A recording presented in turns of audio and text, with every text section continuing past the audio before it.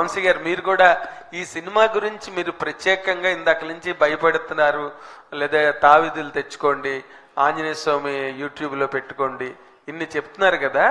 దీనికి రేపు cinema release అయిన తర్వాత థియేటర్లో ఎంతవరకు మీరు అంటున్న మాటలు కనెక్ట్ అవుతాయి, లేకపోతే మీరు ఎంతవరకు మీరు అంటున్న మాటలు రెలవెంట్గా రేపు సౌండ్ అవుతాయి అని కనుక అడిగితే ఏం చెప్తారు సార్ మీరు?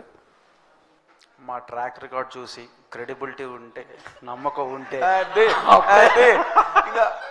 అప్పుడే రండి అని చెప్తున్నా. వాసు గారు, నేను అన్నమాట